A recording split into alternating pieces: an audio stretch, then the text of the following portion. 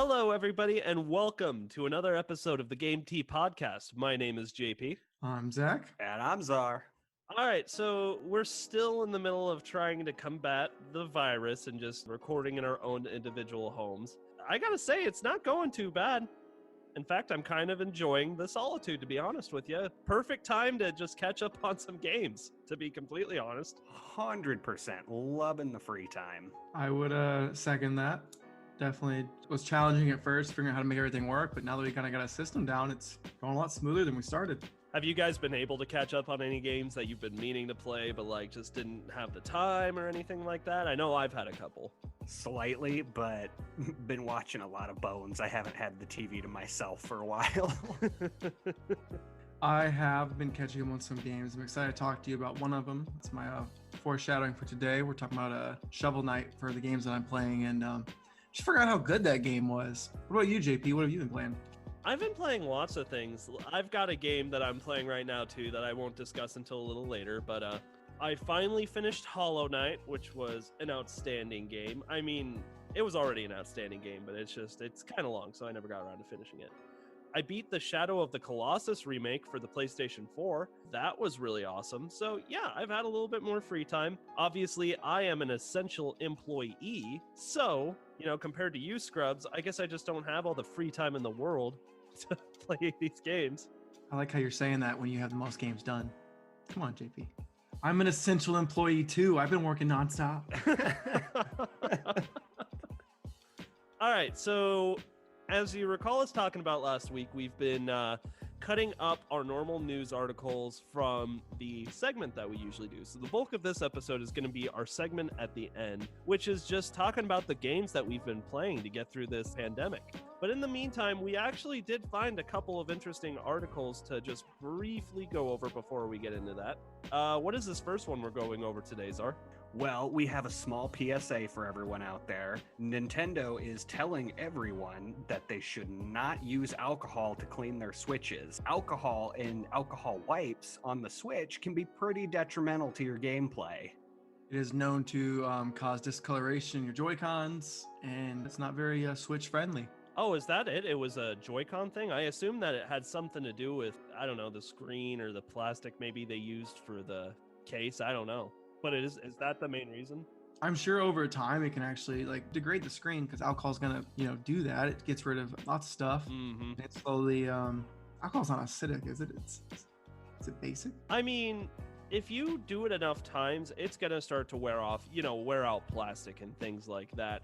1 or 2 times of it isn't crazy, but I work for a pharmacy, and if there's one thing that I have learned in the last month, it's that people are using way too much rubbing alcohol and hand sanitizer to scrub the living crap out of their things. So this isn't surprising that people have been doing this, right, trying to clean off their Switch with alcohol wipes. So if you're not supposed to use alcohol wipes, what's the proper way to clean a screen like this, Zach?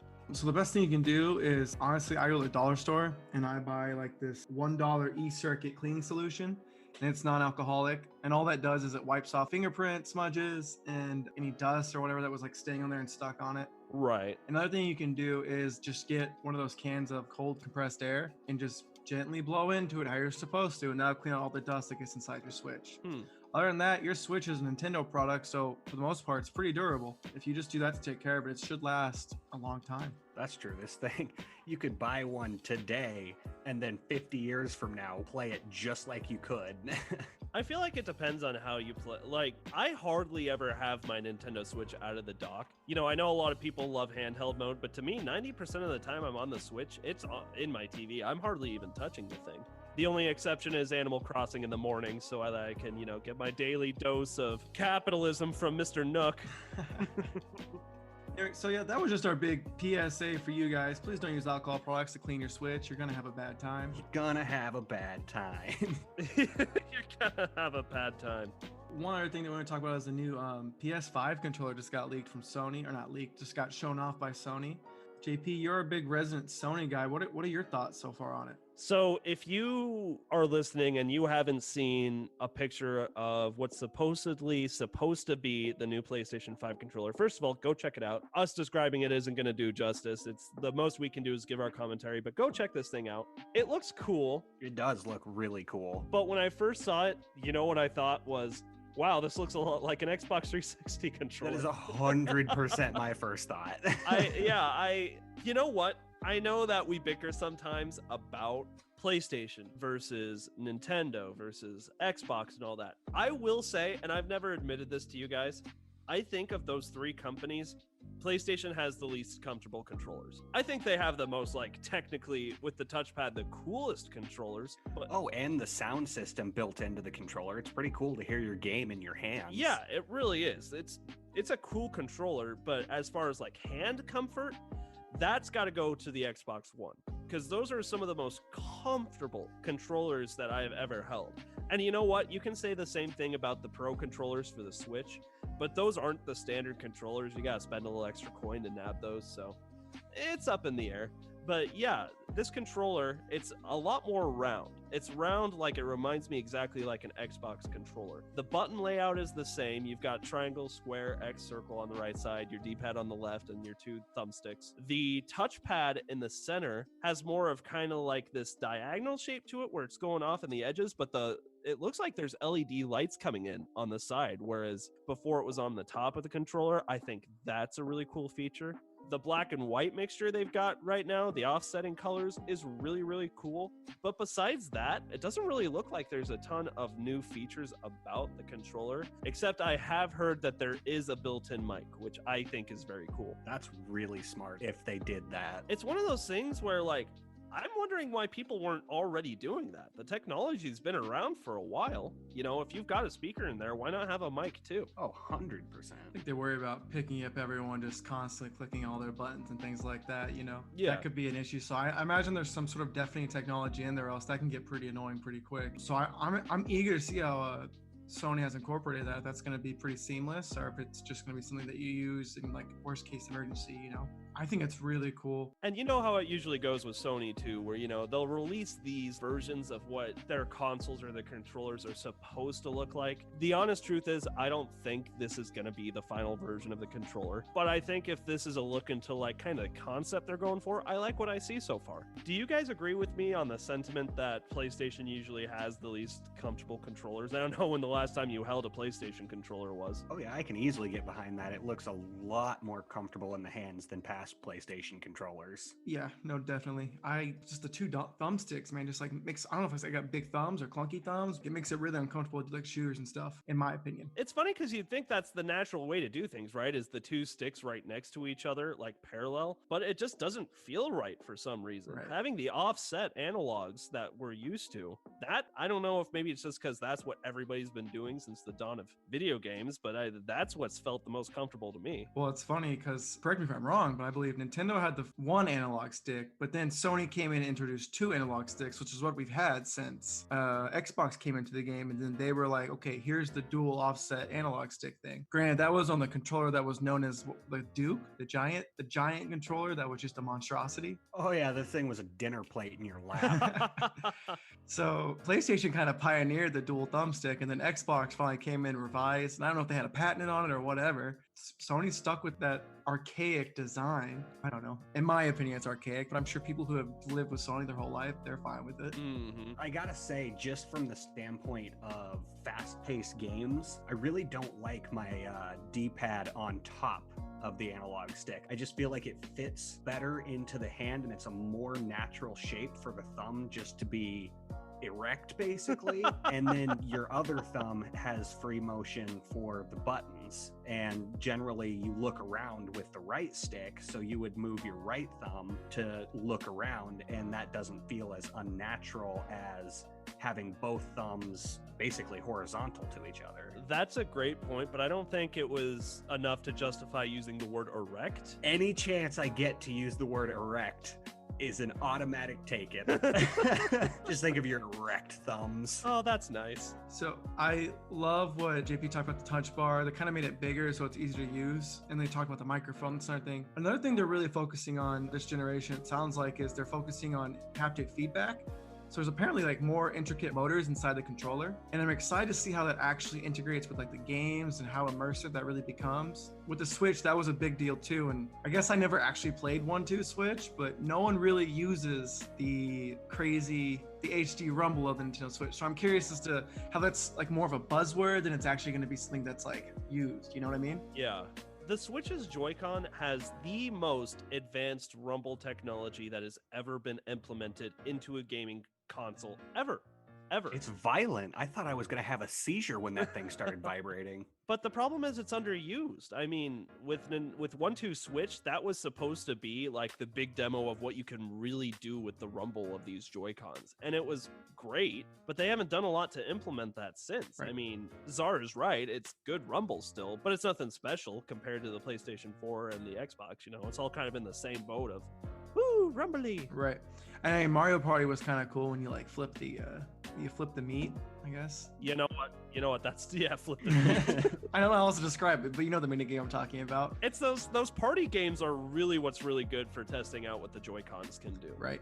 But yeah, so like I'm curious to see like how Sony does it, because Sony kind of sounds like their big deal right now is audio and feedback. They're really working on the immersion. So I have a feeling that this is kind of a precursor to like VR is where they're headed, but we'll see. I'm hoping so. We aren't too far off, and this thing's looking pretty futuristic. It is. All right, you guys ready to talk about games? Yeah, let's get into the games that we are playing this week. That's going to be the main bulk of this episode. I'll go first. So Shovel Knight Treasure Trove is the game that I'm playing this week, and I finally beat it. I bought that game back when the Switch launched because I had Zelda Breath of the Wild, and then I had Shovel Knight Treasure Trove, and that was pretty much it until Mario Kart 8 came out later down the road. I think that just says to the people who make Shovel Knight, they have a Kickstarter and they're awesome. I don't know why I'm forgetting.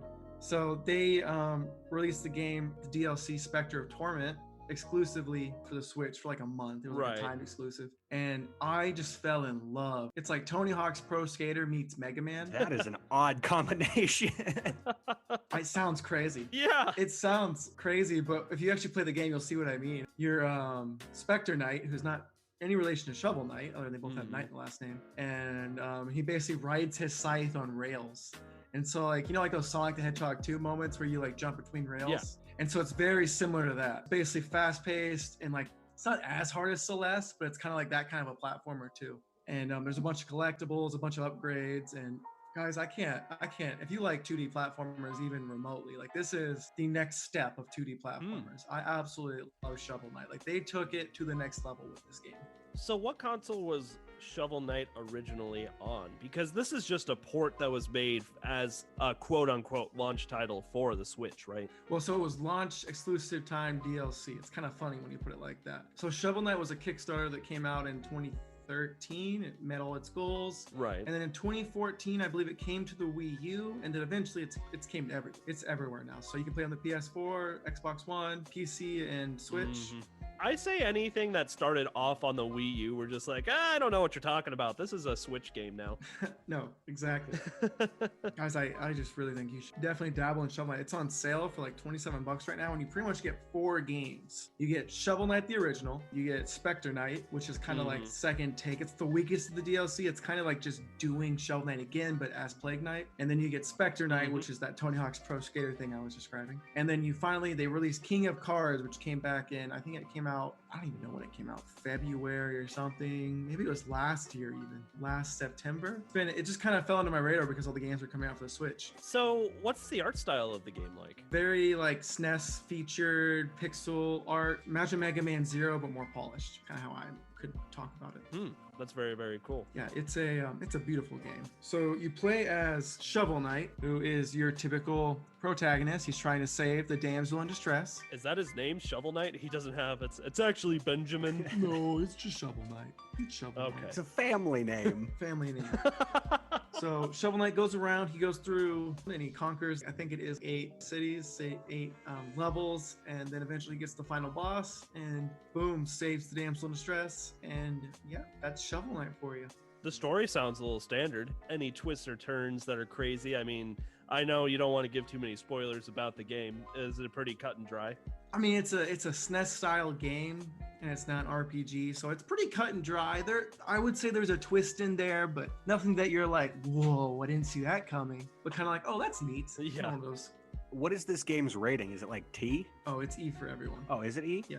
I was gonna say like rated M. Like, okay, now you got my attention. Yeah, so the story isn't really there. The King of Cards that came out, the expansion pack for it, he kind of has a more hilarious story. It's like how he goes around and pretty much conquers everyone to be a king. It's just hilarious. He's like dim-witted and just totally stupid. So like that's some pretty funny. Whenever you get to the text boxes for that, it's pretty fun. I get a good laugh. So games like this aren't usually played for much of the story, though. Right. I mean, a lot of the spectacle with these games are usually about what the big thing is the art style, which you already said is fantastic. But the other big thing is usually the gameplay and like the game mechanics. So like, how do those mix in with the game? Are those implemented pretty well? Yeah, no, they always. Gosh, it just kind of felt like you could go faster the entire time. It was just so much fun to do that, to push yourself and see what you could do. So Shovel Knight uses his shovel to bounce, and they come up with so many interesting platform mechanics to when like you'll bounce higher sometimes, you'll slide, all these things that you think of with the 2D platformer they do. Right. But they reiterated it and mastered it, and they've made it into ways to where like every single time you're playing their stage, it's a totally new, unique gimmick. And then it kind of all culminates at the end of the last stage, where you use it all. And I mean, like you're sweating going back and forth, trying to go with all the stuff that you've learned. And it's a good time. And then there's like New Game Plus, which puts it on like a time limit. Yeah. And like you lose health as you go through. It doesn't like encourage you to like cheat the system. It encourages you to like do some cool things. So it sounds like it's got some replay value too. Yeah, I could just keep going. And there's 4 different characters that you can play as. So What? you have all this replay inside your replay. So if you like a good bang for your buck, I mean, I cannot recommend Shovel Knight enough, guys. So, you know, I wanted to ask about that because with all things that I know about you, this doesn't really seem like a game that you would pick up on a whim. What was it about the game that kind of attracted you towards playing it? Well, at the time, like I said, the Switch didn't have a lot going for it. So I was like, I've heard nothing but good things about Shovel Knight. And so it was on sale, I think back then before it was like $20. Wow, that's pretty good. But you didn't get all that DLC, did you? And so that's what really tempted me, as I said, and all future DLC comes with it. Oh, really? So that's why I got King of Cards for free. And so I was like, I gotta play it. Mm-hmm. And they even included like a Super Smash Brothers styled fighter in the final DLC pack. They just threw it in because they could. Mm-hmm. And so you can have Shovel Knight versus Enchantress, which is like the final boss, versus Spectre Knight. Yeah. And like they just threw a bunch of stuff in here because they could. Like, I mean, it's just a well-made game. We can tell people who made the game, we're like, we're gonna make a fun game. We're not here to just nickel and dime you for all the cool stuff that we have. It's funny that you mentioned the Smash Bros. Style thing earlier, actually, because this game is genuinely a hidden gem. No pun intended. Ah. It's a hidden gem, really, amongst Nintendo fans, because a lot of people's favorite games usually include Shovel Knight, but still, there's not a lot of talk or circulation about the game. Just it's not talked about as much as it should be, to the point where it was actually in a rumor that I was looking at one point, I believe that Shovel Knight was considered or rumored to be a Smash Bros. Ultimate Fighter. Yeah, there was some speculation hype for it. He didn't get that prestige, but he did end up being an assist trophy in Smash Bros. So that's pretty cool. Yeah, and that's awesome. What does he do? What is he? He shovels people. Sorry. He digs them into the ground and beats them up. That's it? And he beats them up. What do you mean that's it? Yeah, Czar. You don't get it, man. Why don't you get your shovel, Czar? Let's see how you I don't do. have a shovel. Just shut up, man. All right, Zach, with all of that said, let's say you had to give the game a score out of 10. What would you give it? You know, I feel like keep giving games really high scores. That's true. That's true. You do. You're very generous. You're very generous. Well, you only play the games you like to play. I'm going to do it here too. I'm going to give this game a 9 out of 10. I really like, other than story being kind of meh, Yeah. I spent $20 and got 4 games, 4 really fun 2D platformers. Not a lot you can argue about that. Mhm. I'm going to judge a $20 game a little differently than how I judge like a $60 full price AAA game. That's a totally true comparison. You know what? That's absolutely fair. I know I give games high scores lately, but like I really mean it. Like this is a 9 out of 10 game. You do, man. You came, especially the first time I asked you about like a score ranking, you came out swinging. I don't remember what it was, but I do remember it got a 10. I didn't give it. I think I'm like, wow, a 10? What did I give a 10? I don't remember. It was Xenoblade 1, I thought. Or no, it was The Witcher. Okay, but that's The Witcher. The Witcher is definitely a 10. You know what? That's fair. That might be worthy of a 10. Well, it got a perfect score on so many critic sites. Game of the year 2015. Well, what? Then you know what? That is absolutely totally fair. All right, so yeah, even though I may be generous, it comes because I play good games. I ain't got time for this bullshit these days. You know what I mean? I need good games. Well, you know what? You're not living unless you play a game that you hate. Because what's that saying? You can't appreciate the sunny days without a few rainy ones. I played 06 Sonic. I feel like I've had enough rainy days. Oh yeah, if you're a Sonic fan, you've suffered enough. But So yeah, that's my thoughts on Shovel Knight. Please pick it up while it's on sale, guys. I can't recommend it enough. how long is that sale going on for? Gosh, I think it's still like the 27th of April, but I'm not for sure on that one. So pick it up soon. Hell, we'll put this out before then. Yeah, absolutely. Go check that out if you'd like. If not, it's totally worth it full price. Go get it. What usually is the full price? I think it's $40 now with all the DLC included. That's still not bad. That's still under AAA title. If it's chocked full of all that content, then yeah, I mean, a $40 price tag is justifiable. $10 at the a very game. least. Right. Plus you get Smash Bros thrown in there for funsies. All right, Czar, I believe it is your turn. Czar, what is your game to talk about this week? Well, speaking of game bundles, I have recently picked up Kingdom Hearts 1.5 plus 2.5 Final Mix. Yeah, it's a big title. That's the funny thing with Kingdom Hearts games is they always make those big, long, weird titles for their games. Well, let me tell you what all comes in this game because it's going to be a mouthful. Oh god. So we got Kingdom Hearts 1.5 Final Mix. okay. And Kingdom Hearts 1.5 Final Mix is Kingdom Hearts just in HD, right? Or they add some stuff? Yeah, it's just Kingdom Hearts 1 in HD with a couple added cutscenes. Like if you beat a secret boss at the Olympus Coliseum, you get a cutscene. Oh, That wasn't in the original game. Lit. okay. That's what those decimal points are for, really. Like when it says 1.5, it's Kingdom Hearts 1 with some extra stuff that they did when they brought it over to the PlayStation 4. Yeah, no extra explanation or any hints dropped at the end of the game, just some minor things thrown in. What's also included is Kingdom Hearts RE Chain of Memories, Mm-hmm. Kingdom Hearts 358 2 days. I think that's how you say that. It's people say 358 over 2 days, but it doesn't matter. People don't know what we're talking about. Oh, that makes a lot of sense. And I think isn't that just cutscenes? Because yeah. it says HD remastered cinematics. Yep, that's true. Because that's just the cutscenes from the game, just to kind of get you up to speed with the story. Ah. But it's not actually playable. It's just the cutscenes. Oh, okay. Well, that's good to know. Already got a game done. Nailed it.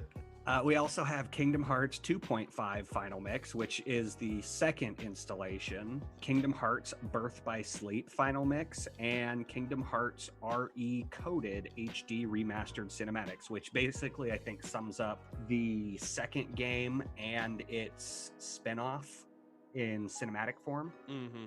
So the annoying thing about Kingdom Hearts in general, Kingdom Hearts in general is an annoying game franchise all around. And it's one of my favorite franchises, so I can say that. But Oh yeah, everybody loves Kingdom Hearts, but everybody also complains about how annoying it is. it is. It's very annoying. But you know what I always found the most annoying was almost all those games you just listed off, Czar, were on different consoles. Each one on a different console. 1 and 2 was PlayStation, Chain of Memories was DS, Nintendo DS, and I have no idea what. 358 over 2 days was Nintendo 3DS. I think that one was PSP.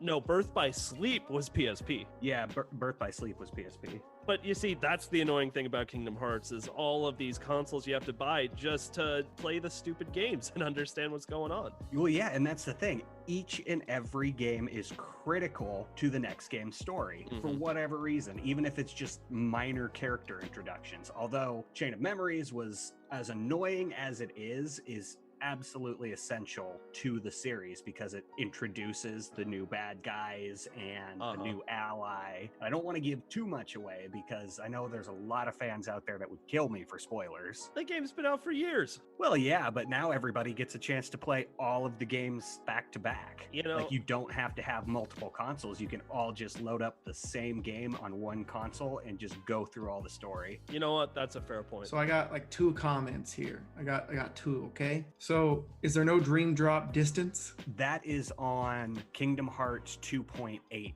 Final Mix, which includes 3 games that lead up to Kingdom Hearts. Zach 3. is rubbing his eyes. Yeah, I know. It's annoying. Okay, that was my question. Thanks for answering that. And secondly, when you say crucial to the story is still a shit show regardless, isn't it? Oh yeah, even if you play all the games and like write detailed notes and have a conspiracy hideout den, you'll still never know what the hell's going on. All right. He's right. So He's absolutely I guess we're jumping the gun here. So you want to fill us in on the story, and then we'll kind of come back to the other things in a second. Are you going over the like package altogether as a whole? Were you going over one game? I'm gonna kind of do the package as a whole, but I've only made it through 1.5 of the games, so I'll talk a little bit heavier on those. Okay. And kind of try to relate them somehow to Kingdom Hearts 3, I guess. Sure. I mean, Square Enix couldn't even connect the games to Kingdom Hearts 3, so we'll see how good I can do. All right, so I'm ready. I've got a piece of notebook and paper, and I think I'm ready to try. All right, Zach, get ready for a wild ride. So essentially, at the beginning of Kingdom Hearts 1, you start by seeing the Kingdom Disney, as it's called, which I'd like to say doesn't make sense because all of the other worlds are Disney worlds, but they're not connected to the Disney castle world. That is correct. That makes sense. And essentially, all of these different worlds have never in the history been connected before until you find out later, but that's not part of this game. That's part of Kingdom Hearts 3. So once a certain person discovers the nature of the Heartless and starts experimenting on them like a dick, all of a sudden, all of these worlds shatter into pieces and become connected, and you can travel to each world by other destroyed world parts, which are called gummy pieces that you put into a ship to fly to those worlds. So my ship is destroyed worlds? Yeah, your ship is dead Disney. Wow. So Donald and Goofy, the big shots in the Disney castle, go to talk to King Mickey at the beginning of the game, only to find that he's not there. So they go off and try to find him. And then that cuts to Sora on the Destiny Islands, and him, Riku, and Kairi long for a new life. And in fact, they are in the process of building a raft to try to discover new worlds. This is what I remember so Being far. dumb kids, they can't understand that traveling the ocean means you're going to go into outer space. That is not what I would think would happen.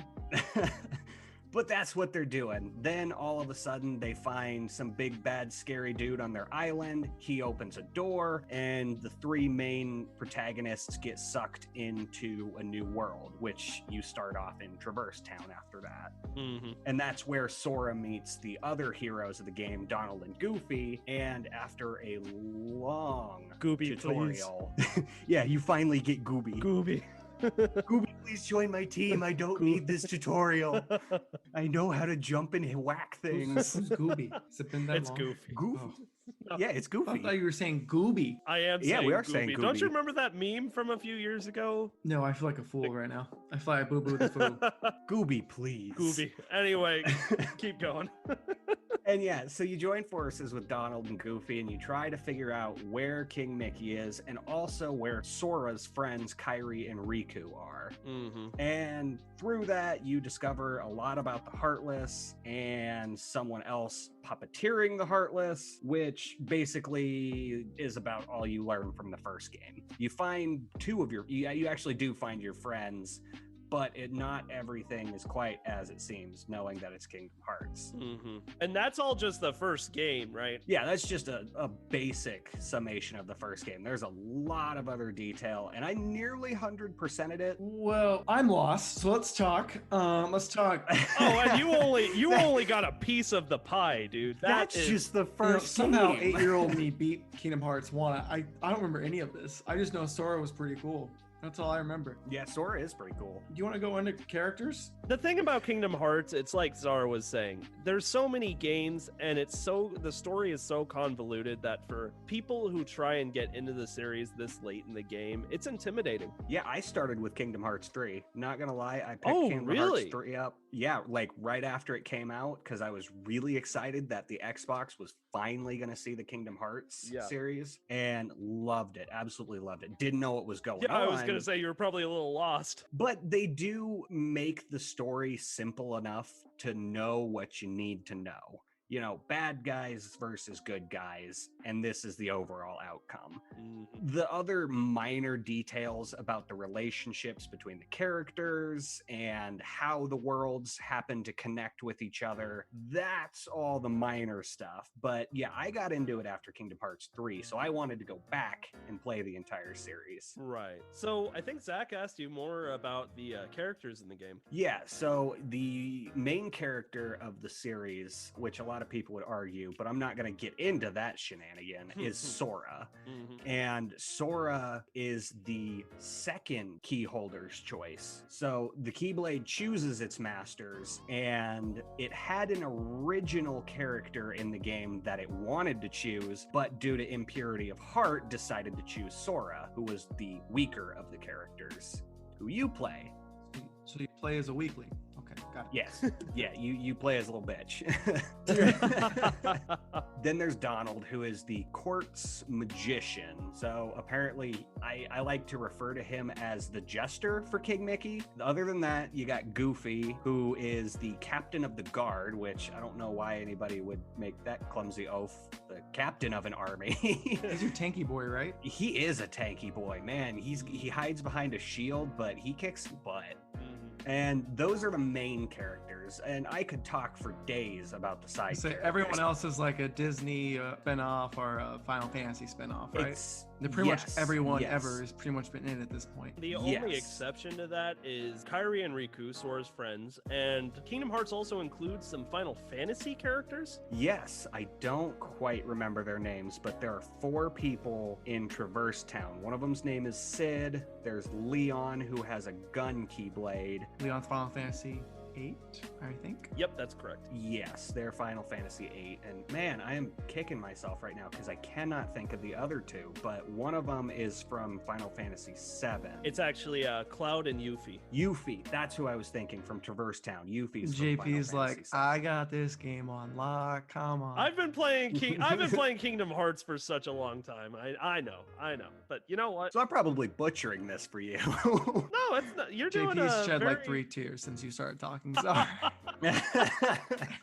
I can't believe you forgot this. Oh God, time to break out the good whiskey. Where's Tifa? I love Tifa. You're damn right, I love Tifa. Yes, as JP mentioned, Cloud is in the game and plays a semi-critical part of the game. There is also a cameo of Sephiroth in both games, Kingdom Hearts 1 and 2. That is true. So that's pretty cool, and he's the main boss in 7, I believe. And the Koopos. The Koopos are there too. They sell you stuff. Are they called Moogles? I think they just call people Koopo. Maybe, yeah. I think they start out and end each sentence with Koopo. I love them. But they're the so fuzzy. moguls or something. They're so adorable. fuzzy. They're good product placements. So Zar, when I was going through Kingdom Hearts, the big thing that always blew me away with each title was always the art style. What did you think of that? Oh, it's beautiful. Yeah. With the final mix, they remastered all of the graphics, and they are damn near about as good as Kingdom Hearts 3. And I mean, obviously, since they are Disney characters and it's a very cartoony style game, it doesn't look realistic, but damn, they look shiny. It's okay. Not every game has to look realistic. You just want that timeless Disney magic in there. Oh yeah, and it is. In the first game, you go from places like Atlantis to Halloween Town, which is my personal favorite, Arugula, something, Aladdin's world, essentially. Agrabah? Agrabah? Agrabah. That's what it is. Agrabah. Hola.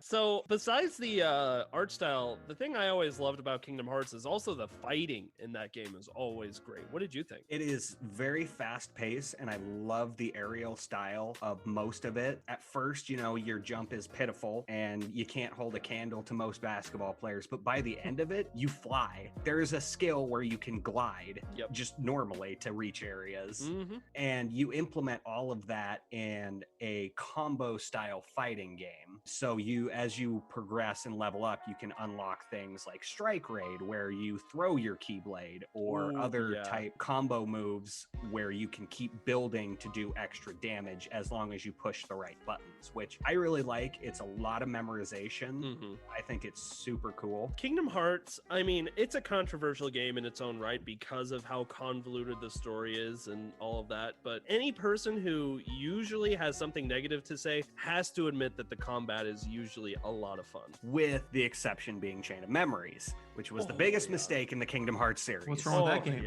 What did it do? What did it do wrong? Well, for starters, I would like to say something good about it, because I love how they included it in the bundle and made it a story narrative. So instead of the top-down style like the DS implemented, it is exactly the same graphics and cinematic style as the first and second games, even with some voice acting, which gets a little awkward because you play the first game, you hear Sora and he sounds like a 10-year-old boy. Then you play Chain of Memories and Sora sounds like a 30-year-old because the voice actor, after decades, finally decided that they could put his voice into the game that was originally a portable title, which I find really cool. But what I hate about this game is it tries to stay true to the combat of the main titles, but instead turns it into a card game. Yeah, it's pretty absolutely god awful. Yeah, so with the exception of Chain of Memories, though, for the most part, Kingdom Hearts has great combat. Other than that awful mistake of a game, yeah, Kingdom Hearts combat is just fantastic. But yeah, if you don't think that sounds bad, here's what you got. You got to do all your fancy jumps, glides, aerial combat, and combos, but you are limited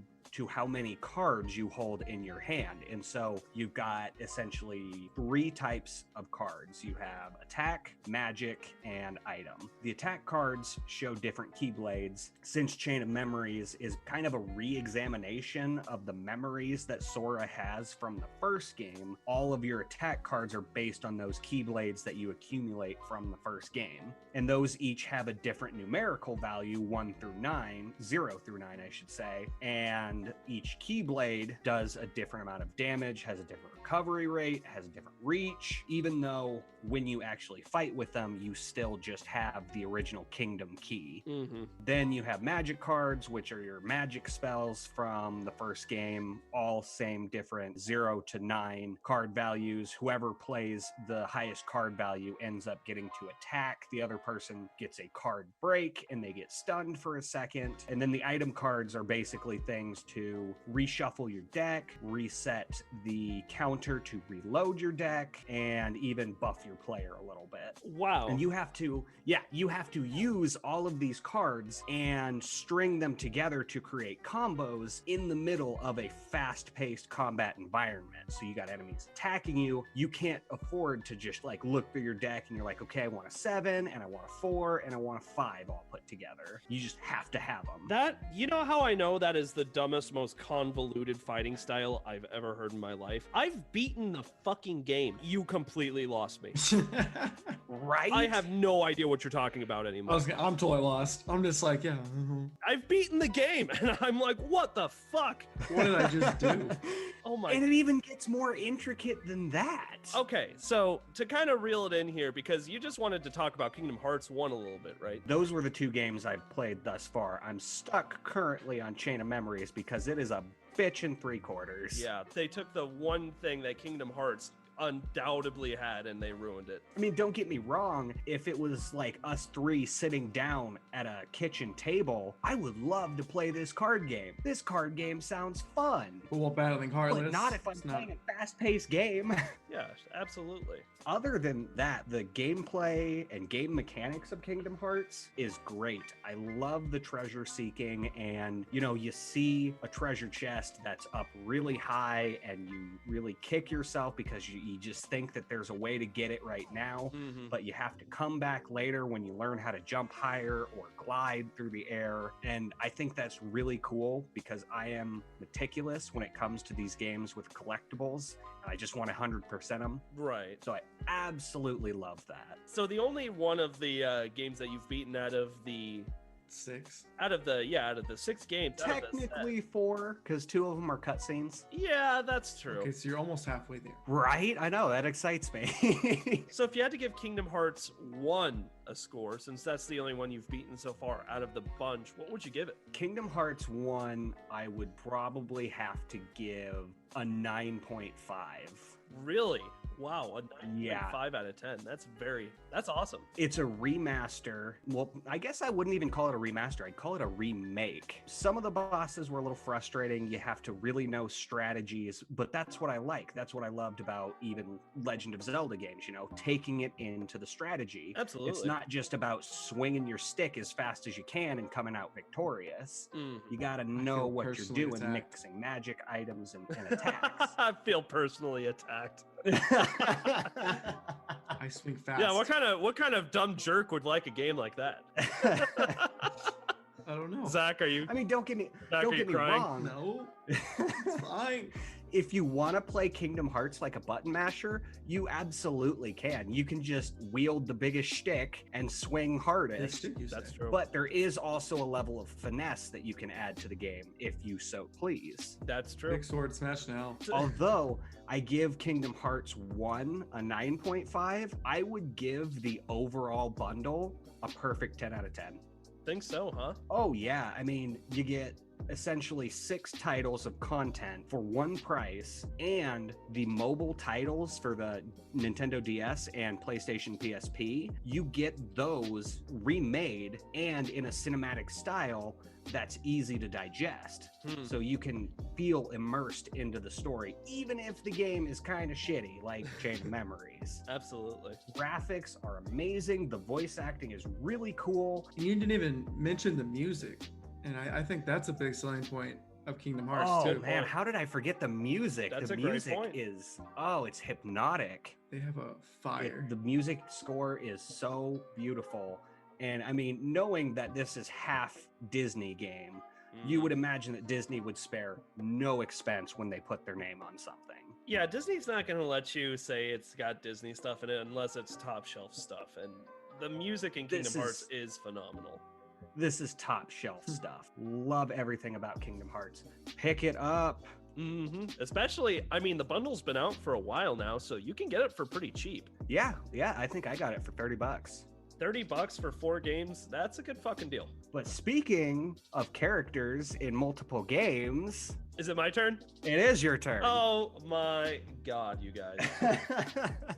Okay. Yeah, JP, what are you playing this week, buddy? I've got a very, very special game that I'm playing this week. I am playing the Final Fantasy VII Remake, which is a huge coincidence because half of those characters from Final Fantasy that Czar just mentioned originated in the original Final Fantasy VII game that I believe came out in 1997, I want to say. Sounds right. But within the last week, they made a remake of the game and put it on the PlayStation 4, and that is what I've been playing. So how do I segue a joke into Cloud getting his own game? You mean that guy from Smash Bros. Finally got his own game, JP? Oh my god, shut up. Yeah, Cloud from Kingdom Hearts finally gets his own spotlight. He's been featured in everything. You think he'd have his own game by now. Anyway. So why were you interested in this game, JP? What kind of what kind of put you into there? That's a really good question. Final Fantasy is kind of like Kingdom Hearts in the fact that there's a lot of titles for the game out, and so trying to get into it this late in the game, I assumed was going to be a little bit of a challenge. But I heard that They're this up to what, like 17 now? I think they're working on 16. But then there's also 10 and 10-2. Yeah, and there's spin-offs for all these games too. I don't know what it is with these Japanese games, but there's got to be a dancing rhythm game for all of these. Like Persona did that a lot. Oh my god, I remember a Final Fantasy Dance Revolution at my local arcade. Yes, that is a thing. I have forgotten about that for years. It's like it's almost ironic that their title is Final Fantasy when we're 17 games in plus, right? Well, there's an interesting story about that. The original Final Fantasy, I learned the gaming company who made Final Fantasy, or not just the gaming company, but the man who made the game, he thought it was going to be the last game he was ever going to make because his studio was starting to get under. So we made Final Fantasy, the original one for the NES. And it did so well that it ironically exploded, and then it's going fantastic now. Right. Like, we're on Final Fantasy 15. That's what's been happening. So that's kind of where we are. So why was I interested in playing Final Fantasy 7? Because I learned that unlike Kingdom Hearts, there may be 15 to 20 different titles in the Final Fantasy lineup, but the games aren't connected at all. They take place in the same world, but none of the characters like know each other. They happen in that surprised me when I learned that. I just learned that, and that surprised me. I thought there was some loose story that connected all of the games together. There's common themes in the world, but I mean, from what I understand, each game is about a completely different set of characters. Some may have cameos in other games, but ultimately you can start from anywhere and be plopped into this new game and have a good time without knowing what's going on, because none of the games are connected. So that was why I was interested in this game, because I've always wanted to play Final Fantasy, never had the opportunity because I was intimidated. I learned that piece of information right about the time that I learned this beautiful remake of the most popular Final Fantasy title was coming out. And I was like, hey, I'm stuck inside, and Animal Crossing, I hate to admit it, is starting to get a little stale. Why don't I get something else? And that's what kind of made me pick up the game. So I love how you mentioned that to like get people less scared from these games, because they're kind of their own little beast. So the big thing right here is, JP, how are the graphics for this new game, this new reimagining? Well, that's honestly the big thing is, you have this the 1997, the original game that the remake is based off of, super blocky, pixelated characters, pixelated world, but what else can you expect for the time being? This time around, though, the characters all look beautiful. The world looks beautiful. The art style is that classic Japanese anime game that honestly Final Fantasy in its own right kind of coined. So, just using its own roots, you have a really graphically phenomenal looking game. In fact, Plus chocobos. The chocobos, the big giant yellow birds that you use as horses in that game, they're looking good. They're looking good. Big bird style, right? The game looks beautiful to the point where you almost forget you're playing a game. Have you ever had that before, where something's so amazing you're just like, forget you're playing a game? I'm a Nintendo gamer, so no.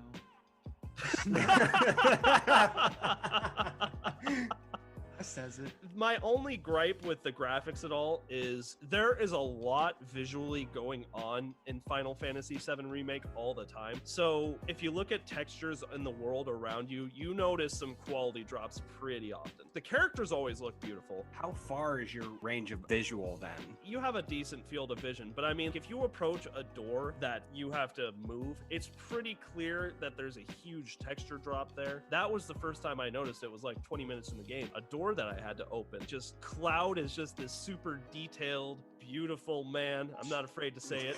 You shouldn't be. Oh my God. See god. his sword? Oh my god, that man. And he's so mysterious. That's what I like in a guy. Anyway. Well, you know what they say about a guy with a big sword. Actually, no. Big boulder? I'll let you find Big that one sheeps. out. I'll Google it later. Turn off your safe search. No, and turn off your safe search and go to the images right away. GMT podcast does not endorse this action. Please don't do it. I do. The rest of them don't. Anyway, so yeah, that's my only gripe with the art style is you have a noticeable drop in texture from now and again. Great. Aren't the backgrounds like of the city of the macro reactor? I think I'm saying that right. You are. Nice. Go me. Aren't they like all like still images? They are, but I mean, they're off enough in the distance to where, like, obviously in a game, the farther something is away, the less detail you need to put into it. Things in the distance, like the sky and the city, if you're off at a distance, those still look beautiful. It's just when you get up close to something, you can notice that texture drop. Oh my god, this coronavirus is hitting me hard, boys. It's not funny, JP. It's not funny, man. You should be safe. I'm triggered. I need my safe space.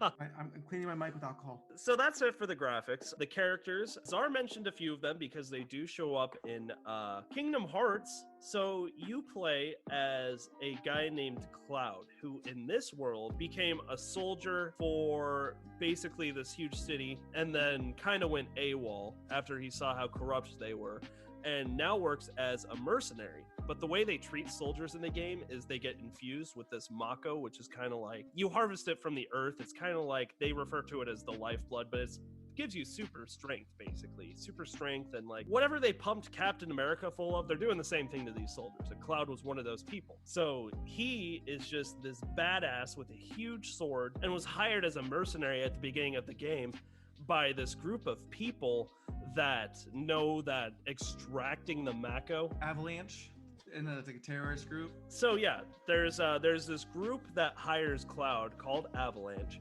and essentially their thing is they know that this Mako that's being extracted from the earth is actually damaging the earth when you extract it. So they're trying to blow up all 13 of the reactors in the city so that they can't extract the Mako anymore. And they hired Cloud to basically be their muscles while they try and get through these hordes of monsters so that they can do that. But over time, the group grows to like Cloud more, Cloud grows to like the group more, and they all become buddy-buddy. When you're just walking around the city, you only play as Cloud. He's your one main character. But so far, I've seen that there are 3 other main characters that are fighters. You have Tifa, who is your childhood friend, who is a part of Avalanche trying to stop the Mako reactors. You have Aerith, who you run into at the very beginning of the game, and then you kind of meet up with her again mid-game. And finally, you have Barrett. Barrett is the leader of Avalanche, and he's the one who's hesitant at the beginning about hiring you. He's this big, badass guy with a gun for an arm who cares about the earth. He's an environmentalist, and he's the one who's leading. He's got a gun for an arm and he cares about the planet. Yeah, I know, right? How It's else like, are you gonna protect it? Gotta shoot. it's like, it's really funny because it's this big badass guy, but he just goes on and on about Mako's destroying the earth, and everyone's like, okay. Sounds like Mr. T. I'll sign your petition. Damn. So he's the leader of Avalanche. Those are the 4 main characters that you get to play as. Then you've got some more side characters. You have this guy named Wedge. He's an Avalanche. He's hysterical. He's another fighter. What I really love about Final Fantasy VII is all of these characters are interesting. You know, Cloud, especially being the main character, is super interesting, but even the side characters, everyone's got good motivations. Everybody's got an interesting story. That's something I really love about the game so far, is all of the characters are so interesting, and you really actually grow to care about all of them as the game progresses. All right, so you went over the story. The gameplay is something that I feel like in the game mechanics, something that people kind of were up in arms about. So, Isn't it a little bit different from the original? Yes, if anything has changed the most, that's definitely the biggest thing, is the gameplay and the game mechanics. So essentially, the original Final Fantasy VII was a turn-based RPG. And for those that don't know, think Pokemon, where basically you get into a battle with someone and then you've got someone standing on the left and someone standing on the right. And then you pick an attack from a list of attacks, and then you attack them, and then they attack you, and then that's the end of the turn. And then you do the next turn, and you can use an item if you want, or magic. It's like Pokemon, essentially, just like any other RPG. This time around, the biggest thing that they have changed in this remake that just came out last week is that it's not like that anymore. The fighting is more like a Dark Souls-esque fighting, where you're flinging your sword around, you're rolling around, you're dodging, you're blocking things in real time instead of like on this turn-based system. The combat is phenomenal in the game. It's really fluid, it's really fun between all of the characters. So like those 4 main fighting characters you have are Cloud, Barrett, Tifa, and Aerith, and they each specialize in a different thing. And when you're in battle, you can actually switch between those 4, depending on what it is you want to do. So like Cloud's got a big sword and he's good at swinging it, so he's like your up close guy. Tifa's kind of the same way. Aerith is really good with like her magic attacks, so if you need someone who's great with magic, you choose Aerith. And then Barrett is just, you know, shooting his gun and yelling about the environment. He's a good guy. He's a good guy. Sign my petition. Save the planet. Okay, man. Just So yeah, that's been the biggest change compared to the original Final Fantasy, is the way that you fight in the game. But do they fight independently when you're not controlling them? Yes, they do, but they're kind of useless. Like, you know, my favorite person to control is Cloud because he's my main boy right now, and I love his fighting and his sword. But I kind of watched some of the other characters, like if you're not controlling them, what they do, and they're kind of just looking around, you know, like, ooh, a butterfly, or just like every once in a while they'll throw a few attacks out, but they're kind of just doing their own thing, and they'll like build up their magic points, and none of them are using it. They can cure me if they want, but they're just not doing it because they're too busy looking around. That's one of my only complaints, is I think that if you're not controlling the characters, they're a little useless.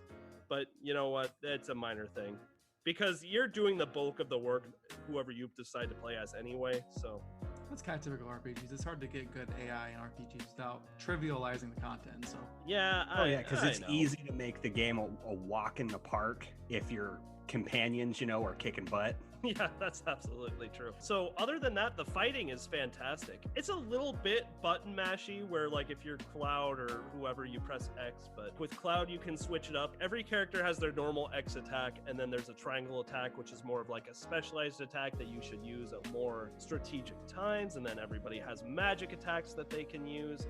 The fighting is really, really fun. And you know what? It's actually a little bit challenging too. I haven't died a lot in the game yet, but I've had a few people that have given me a run for my money. And I heard you can find a favorite item, like, I don't know, everyone like loves Cloud's Buster Sword. You're gonna get an upgrade that kind of like is better than the Buster Sword, but you're actually able to enhance your like favorite weapon and make it just as competitive as others. Yeah, that is 100% right, actually, because that, for a lot of RPGs, that's kind of a big criticism that they receive a lot of the time. Kingdom Hearts is actually pretty bad at this, where, you know, once you get a weapon, whatever the stats are of that weapon, if it stays those stats, you're just going to find something stronger anyway. In Kingdom Hearts 3, you were actually allowed to upgrade your Keyblades that you get to like stronger forms, and that was really smart because it means that weapons that you got previously continue to be useful to you. You're absolutely right. Final Fantasy VII is the same way, where, you know, the Buster Sword is the weapon that Cloud starts off with, and I've gotten 4 other weapons with good stats, but I can keep upgrading the Buster Sword so that if I wanted to keep using that, I absolutely can.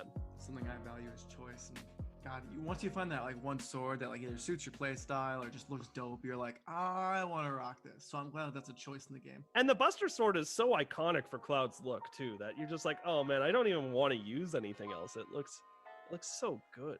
A few other key points. So they remastered a lot of the music, but what I fucking love about the game is they also include a lot of the old-fashioned tracks from the 1997 version that you can like pick up along the way. So you can get those old school like original tracks, but they also remastered everything for the game, which is in there. So you kind of get a blast from the past and like these big orchestral pieces of the music at the same time, and it just sounds so good. Something else that really surprised me about the game too was the different kinds of settings. I don't want to give away too much because it is still a pretty recent game, and I would love for people to get out there and play it because I definitely think it's worth the $60 price tag. But the different settings and the different things that you get to see and do, it just all turned out so good. It's just one of those products that's really as good as the sum of its parts, and in most of these categories, Final Fantasy VII Remake just nails it. Why do you think specifically they chose 7 to remake? So that's a great question. People who have been playing Final Fantasy for years, they all have their favorite Final Fantasy. And it's actually, if you go online and look it up, it's a really interesting conversation. But most of them can universally agree that Final Fantasy VII was at least in their top 3, if not their absolutely favorite Final Fantasy game. Mostly because just the way the world and the characters came together was just phenomenal. That's really why I think they chose 7. Interesting. Honestly, Cloud is probably the most iconic Final Fantasy character too. Well, yeah, it's a no-brainer. Any other Final Fantasy character except for Cloud. It's that big sword. Have you done the Chocobo races? I have not done the Chocobo races yet, but trust me, I'm very excited. You got to do them to get the best weapon, I've heard. Mm-hmm. Oh, I'm gonna do it. Don't you worry. And yeah, those are kind of my thoughts on Final Fantasy VII, the remake. It's still a very new title, so it's still got that $60 price tag on it. But if you own a PlayStation 4, by the time this is all said and done, I mean, this is probably going to be a 200-hour playthrough game. I'd say that's worth a $60 price tag. Absolutely. The only warning I do want to give to people before they hop into that is it's one of those games that are released in like chapters, kind of like, a Telltale game or whatever. See, I thought that's what the thing was, is this is just part one. This is like a 30 to 40 hour game, and then part two was what happens after. I don't want to spoil it for anyone, but what happens after. Yeah, that's what's going on. We're going to see exactly what that entails. I'm really excited to keep seeing what happens. Which you have to buy that next thing. It's like a whole other game. It's remake part two. See, I guess that's something I'm going to have to look more into because I'm not 100% sure. Even if that is the case, though, you can still justify the price tag. I'm having so much fun with the game. And even if you do have to, once they release part two a year from now or anything, you could still justify that $60 price tag. Oh, yeah. Even if this is broken up into two separate $60 games you have to purchase, you're going to put enough hours into both of those that you can justify that $60 price tag. And even if you can't, this is going to go down to $40 in like a couple months anyway, like it always does. And hell, if you wait even longer than that, you can pick it up for probably 20 soon enough. So those are kind of my final thoughts. So what would you give this game as a score out of 10? This is a challenge because I didn't know how I was going to feel with it being a two-part game that you're going to have to buy separately. But now that I really feel you get your money's worth for what you get out of each of those parts, I'm going to give it a 9.2. Ooh. A 9.2 out of 10. I think it is very deserving of that. In fact, I am already calling this a contender for Game of the Year. Wow. Contender for Game of the Year and for soundtrack and music audio of the year at the Game Awards at the end of the year. I'm calling that now. Calling it right now. Predictions have been made. I don't think it's going to win Game of the Year. That depends on how good The Last of Us 2 does, because that's already got the hype attached, but I can already tell that this game is going to be a contender for a lot of different awards at the ceremony at the end of this year. So, well, we had a lot of high-scoring games this week. Yeah, we really did. It's been a good week for us, boys. Heck yeah. Yeah. Next time we do this, remember what I said earlier, I might play a shitty game that I hate just just to level it out. I have to do something like that. Just play. This is the crappiest game ever. I cannot unendorse this more. And Zach would still give it an 8.7 out of 10. Well, if you're looking for crappy games, I recommend Alone in the Dark. What's that? It's a really crappy, realistic survival horror that received one of the lowest scores any critics have ever given. You have piqued my interest, sir. I am going to talk to you later about that. Check it out for next week. I guarantee you will be disappointed. My eyes are killing me. You guys want to wrap this one up? Yeah, I think we have covered everything that we needed to cover in this episode. Thank you all for listening to this episode of the Game T Podcast, and we will see you on Monday. Stay safe and healthy. Bye. Thank you all so much for listening to this episode of the Game T Podcast. If you liked what you heard, why not follow us on social media? You can find us on Twitter at the Game T Podcast X. You can find us on Facebook at the Game T Podcast. And you can find us on Instagram at the Game T Podcast.